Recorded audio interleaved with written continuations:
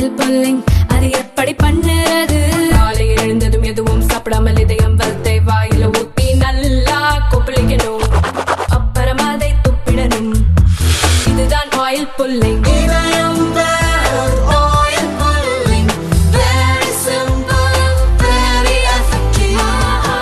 விஜய் விமான நிலையத்தை எங்கு கொண்டு வர வேண்டும் என விவசாயிகளிடம் பேசி ஒப்பந்தம் வாங்கி கொடுத்தால் மத்திய அரசு அங்கு விமான நிலையம் அமைக்கும். எல்லா அரசியல்வாதிகளும் தற்குறிகள், அவர்களுக்கு பிரச்சனைகள் புரிவதில்லை. பாஜக மூத்த தலைவர் எச். ராஜா விமர்சனம்.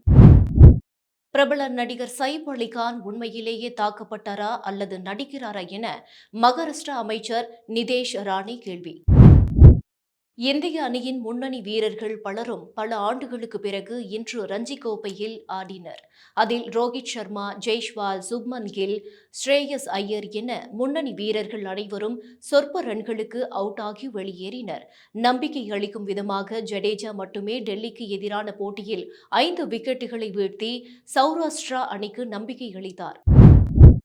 திட்டமிட்டு திருப்பரங்குன்றம் முதல் படை வீட்டில் மத கலவரத்தை தூண்ட முயற்சிக்கும் இஸ்லாமிய அமைப்புகளை கண்டித்தும், தமிழக அரசு இஸ்லாமிய அமைப்புகளின் சதியை முறியடிக்க வலியுறுத்தியும் பிப்ரவரி 4ஆம் தேதி மிகப்பெரிய போராட்டத்தை நடத்த உள்ளதாக இந்து முன்னணி மாநில தலைவர் காடேஸ்வர சுப்பிரமணியம் அறிவிப்பு. சுவிட்சர்லாந்தில் நடந்து வரும் 5 நாள் உலக பொருளாதார மன்ற வருடாந்திர கூட்டத்தில் பேசிய பல்வேறு நாடுகளைச் சேர்ந்த தலைவர்கள் செயற்கை நுண்ணறிவு சீர்திருத்தங்களை மேற்கொள்ள வேண்டியதன் முக்கியத்துவத்தை வலியுறுத்தினர். சிறுமிகள் மீதான பாலியல் வன்கொடுமை மற்றும் 18 வயதுக்கு உட்பட்ட பெண்கள் மீதான கூட்டு பாலியல் வன்கொடுமை குற்றம் செய்வோருக்கு அதிகபட்சமாக மரண தண்டனை விதிக்கும் சட்ட மசோதாக்களுக்கு ஆளுநர் RN ரவி ஒப்புதல். ஜல்கான் ரயில் விபத்தில் உயிரிழந்தோரின் எண்ணிக்கை 13ஆக உயர்ந்துள்ள நிலையில் அதில் 4 பேர் நேபாளத்தைச் சேர்ந்தவர்கள் என அடையாளம் காணப்பட்டுள்ளனர். அதோடு மாநில அரசு மற்றும் ரயில்வே அமைச்சகம் சார்பில் நிவாரணத் தொகையும் அறிவித்தது. வயநாடு நிலச்சரிவால் பாதிக்கப்பட்டவர்களின் மறுவாழ்வுக்கென மத்திய அரசு இதுவரை எந்த உதவியும் வழங்கவில்லை என்றும், முதல்வரின் பேரிடர் நிவாரண நிதியிலிருந்து பெறப்பட்ட 712.98 கோடி ரூபாய் உயிர் பிழைத்தவர்களுக்கு உதவ பயன்படுத்தப்படும் என்றும் கேரள முதல்வர் பினராயி விஜயன் தெரிவித்தார். கடந்த 2024ஆம் ஆண்டில் இலங்கை கடற்படையினரால் 530 தமிழக மீனவர்கள் கைது செய்யப்பட்டு 71 படகுகள் பறிமுதல் செய்யப்பட்டு ஏலத்துக்கு விடப்பட்டுள்ளது. இதற்காக பாஜக அரசு என்ன நடவடிக்கை எடுத்தது என்பதை அண்ணாமலை விளக்குவாரா என்று காங்கிரஸ் மாநில தலைவர் செல்வ பெருந்தகை கேள்வி. தென்காசி மாவட்டம் சிவகிரி காவல் நிலையத்தில் போலீசாக இருந்தவர் சைலேஷ். இவர் மீது பாலியல் புகார் வந்ததை அடுத்து புளியங்குடி அனைத்து மகளிர் போலீசார் வழக்கு பதிவு செய்து விசாரணை நடத்தியதில் தலைமறைவாக இருந்த சைலேஷ் கைது செய்யப்பட்டார்.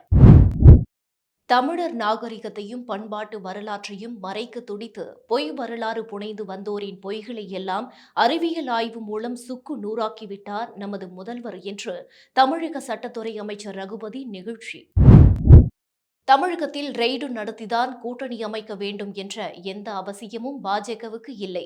எதிர்க்கட்சித் தலைவர் எடப்பாடி பழனிசாமியிடம் நேரடியாக பேசினாலே கூட்டணி அமைந்துவிடும் என்று பாஜக சட்டப்பேரவை குழு தலைவர் நயினார் நாகேந்திரன் தெரிவித்தார். ஹைதராபாத்தில் தொடர்ந்து 3வது நாளாக திரைப்பட தயாரிப்பாளர் தில்ராஜுவின் வீடு, அலுவலகங்களிலும், புஷ்பா 2 திரைப்பட தயாரிப்பாளர்களின் வீடு, அலுவலகங்களிலும், அவர்களுக்கு நிதி உதவி செய்த நிறுவனங்களிலும் வருமான வரித்துறை தொடர்ந்து சோதனை. சவாரி செய்வதற்கு முன்பதிவு செய்யும் போது ஆண்ட்ராய்டு போன்களில் ஒரு கட்டணமும், ஐபோனில் ஒரு கட்டணமும் நிர்ணயம் செய்தது தொடர்பாக ஊபர், ஓலா நிறுவனங்களுக்கு மத்திய அரசு நோட்டீஸ் அனுப்பி விளக்கம் கேட்டுள்ளது. ஒரு நாட்டில் சட்டவிரோதமாக குடியேறுவதை இந்தியா எதிர்க்கிறது. இது நல்லது அல்ல. இது பலவிதமான சட்டவிரோத நடவடிக்கைகளுக்கு உதவும். இதை நாங்கள் மிகவும் கடுமையாக எதிர்க்கிறோம் என மத்திய வெளியுறவுத்துறை அமைச்சர் ஜெய்சங்கர் கூறினார். திண்டுக்கல் மாவட்டம் சிறுமலையில் விளையும் சௌசௌ காய்கள் விலை குறைந்து 5 ரூபாய்க்கு விற்பனையாவதால் அதன் விவசாயிகள் காய்களை பறிக்காமல் அப்படியே கொடியிலேயே தொங்கவிட்டுள்ளனர். இதனால் அவர்களுக்கு லட்சக்கணக்கில் நஷ்டம் என்று தெரிவித்தார்கள். தமிழகத்தில் சட்டம் ஒழுங்கு கெட்டு கொடூர சம்பவங்கள் நடக்கிறது. போலீசாருக்கு தெரிந்தே கஞ்சா விற்கப்படுகிறது. இதற்கு முதல்வர் ஸ்டாலின் பொறுப்பு ஏற்க வேண்டும். பாமக தலைவர் அன்புமணி ஆவேசம். அதிமுக பொதுச் செயலாளர் எடப்பாடி பழனிசாமி கோவையில் தொடங்கி தமிழகம் முழுவதும் சுற்றுப்பயணம் செல்வதாக அறிவிக்கப்பட்ட நிலையில் அந்த பயணம் 10 நாட்களுக்கு ஒத்திவைக்கப்பட்டுள்ளது. சென்னை கவர்னர் மாளிகையில் குடியரசு தினத்தன்று தேநீர் விருந்து நடப்பது வழக்கம். கவர்னர் என் ரவி அளிக்கும் தேநீர் விருந்தை காங்கிரஸ், மார்க்சிஸ்ட் கம்யூனிஸ்ட் கட்சிகள் புறக்கணிப்பதாக அறிவித்துள்ளது. சுதந்திர போராட்ட வீரர் நேதாஜி சுபாஷ் சந்திர போஸின் 128வது பிறந்தநாள் விழாவில் கலந்து கொண்ட பிரதமர் மோடி, 3வது பெரிய பொருளாதார நாடாக இந்தியா மாறும் நாள் வெகு தொலைவில் இல்லை என தெரிவித்தார். ஈராக்கில் குழந்தைகள் திருமண சட்டம் நிறைவேற்றப்பட்டுள்ளது. இனி 9 வயது முதல் குழந்தைகளுக்கு திருமணம் செய்து வைக்க அனுமதி அளிக்கப்பட்ட நிலையில் பெண்கள் மனித உரிமை குழுக்கள் இந்த முடிவுக்கு எதிர்ப்பு. சிவகங்கை மாவட்டம் சிங்கம்புணரியில் கயிறு உற்பத்தி மற்றும் ஏற்றுமதி தொழிற்சாலையில் ஏற்பட்ட திடீர் தீ விபத்தில் லட்சக்கணக்கான மதிப்புள்ள பொருட்கள் எரிந்து சாம்பல். தென்கிழக்கு ஆசியாவிலேயே தன்பாலின திருமண சட்டத்தை அங்கீகரித்த முதல் நாடாக தாய்லாந்து மாறியுள்ள நிலையில் இன்று நாடு முழுவதும் நூற்றுக்கணக்கான LGBTQ ஜோடிகள் அதிகாரப்பூர்வமாக திருமணம் செய்து கொண்டனர். தமிழக கடற்கரை பகுதிகளில் கடல் ஆமைகளை பாதுகாக்க ஆமை நடை திட்டத்தை விரைவில் அறிமுகப்படுத்த மன்னார் வளைகுடா உயிர்கோள காப்பகம் நடவடிக்கை. என்னிடமிருந்து இத்தகைய தாக்குதல் ஆட்டத்தை தான் அணி எதிர்பார்க்கிறது, அதைத்தான் செய்கிறேன். இந்திய அணியின் இளம் நட்சத்திரமாக உருவெடுத்துள்ள அபிஷேக் சர்மா பேச்சு. பாஜக அரசின் வரி தீவிரவாதத்தால் கடுமையாக பாதிக்கப்பட்டுள்ள நடுத்தர வர்க்கத்தினர் குழந்தை பெற்றுக்கொள்ளக்கூட தயங்குகின்றனர் என ஆம் ஆத்மி தலைவர் அரவிந்த் கெஜ்ரிவால் குற்றம் சாட்டியுள்ளார். அருணாச்சல பிரதேசத்தில் உள்ள வனப்பகுதிகளில் பழக்கப்பட்ட யானைகள் வெட்டப்படும் மரங்களை தூக்கிச் செல்லும் தொழிலில் ஈடுபடுத்தப்பட்டு வந்தன. இந்நிலையில் வந்தார திட்டத்தின் கீழ் 20 யானைகள் அண்மையில் மீட்கப்பட்டன. கடந்த 2024ஆம் ஆண்டில் டெல்லி மெட்ரோ ரயிலில் பயணம் செய்தபோது தவறவிட்ட பொருட்களை மத்திய தொழில் பாதுகாப்பு படையினர் உரிய விசாரணைக்கு பிறகு உரிமையாளர்களிடமே ஒப்படைத்துள்ளனர். உத்தரப்பிரதேசத்தின் பிரயாக்ராஜில் நடைபெற்று வரும் மகா கும்பமேளா குறித்தும் இந்து கடவுள்கள் பற்றியும் அவதூறு பரப்பியதாக 2 பத்திரிகையாளர்களை உத்தரப்பிரதேச போலீசார் கைது செய்துள்ளனர். ஜப்பானிலிருந்து புல்லட் ரயில் கொள்முதல் செய்யும் ஒப்பந்தத்தை இறுதி செய்வதில் அதிக தாமதம் ஏற்படுவதால் மும்பை அகமதாபாத் புல்லட் ரயில் வழித்தடத்தில் வந்தே பாரத் ரயில்களை இயக்க ரயில்வே அமைச்சகம் முடிவு செய்துள்ளது. திருப்பதியில் வைகுண்ட ஏகாதசியை முன்னிட்டு இலவச டோக்கன் வழங்கிய போது கூட்ட நெரிசலில் சிக்கி 6 பக்தர்கள் உயிரிழந்த விவகாரம் குறித்து விசாரணை நடத்த ஓய்வு பெற்ற உயர்நீதிமன்ற நீதிபதி சத்திய நாராயணமூர்த்தி நியமிக்கப்பட்டுள்ளார். CAG அறிக்கைப்படி 382 கோடி ரூபாய் ஊழலில் அரவிந்த் கெஜ்ரிவாலுக்கு நேரடி தொடர்பு இருக்கிறது என காங்கிரஸ் மூத்த தலைவர் அஜய் மக்கான் குற்றச்சாட்டு. 2025ஆம் ஆண்டின் முதல் 3 வாரங்களில் தினந்தோறும் குறைந்தது 2 மாவோயிஸ்டுகள் கொல்லப்பட்டுள்ளனர் என்று மத்திய உள்துறை அமைச்சகம் தெரிவித்துள்ளது. GSLV F-15 ராக்கெட் ஏவுதலை பார்ப்பதற்கு இன்று மாலை 6 மணி முதல் பதிவு செய்து கொள்ளலாம் என்று இஸ்ரோ அறிவிப்பு. பல்லுயிர் பாரம்பரிய தளத்தின் முக்கியத்துவத்தையும் பாரம்பரிய உரிமைகளை பாதுகாப்பதில் பிரதமர் மோடியின் தலைமையின் கீழ் மத்திய அரசின் உறுதிப்பாட்டையும் கருத்தில் கொண்டு டங்ஸ்டன் கனிம ஏலத்தை ரத்து செய்ய முடிவு. மத்திய சுரங்கத்துறை அமைச்சகம் அறிவிப்பு.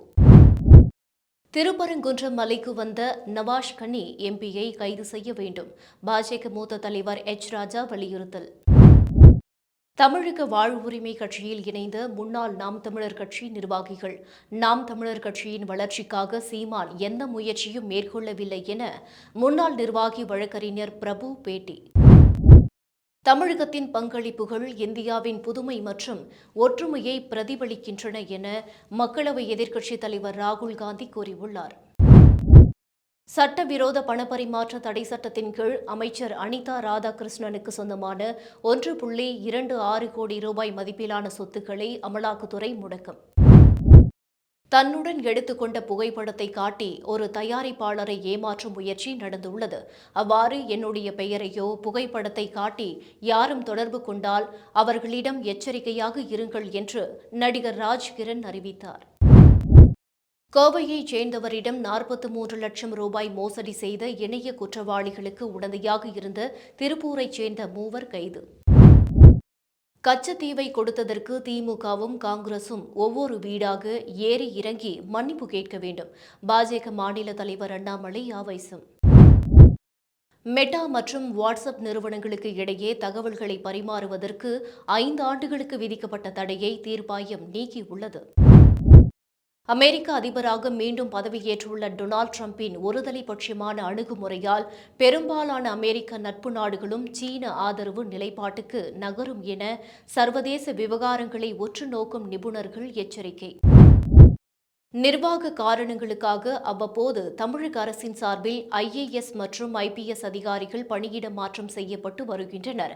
அந்த வகையில் தமிழக காவல்துறையில் பணியாற்றி வந்த 3 அதிகாரிகளை பணியிட மாற்றம் செய்து கூடுதல் தலைமை செயலர் தீரஜ் குமார் உத்தரவு.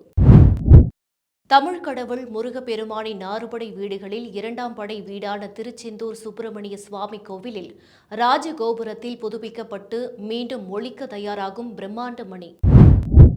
ஈரோட்டில் தேர்தல் நடத்தை விதிமுறைகள் அமலில் இருப்பதால் ATM மையத்திற்கு கொண்டு சென்ற 1.5 கோடி ரூபாய் உரிய ஆவணங்கள் இல்லாததால் பறிமுதல். ஸ்கிரப் டைவஸ் என்ற பாக்டீரியா தொற்று தமிழ்நாட்டில் அதிகரிப்பதாக செய்திகள் வருகின்றன. தொற்றால் பாதிக்கப்படுவோருக்கு உரிய மருத்துவ சிகிச்சை அளிக்க நடவடிக்கை எடுக்க வேண்டும். எடப்பாடி பழனிசாமி வலியுறுத்தல்.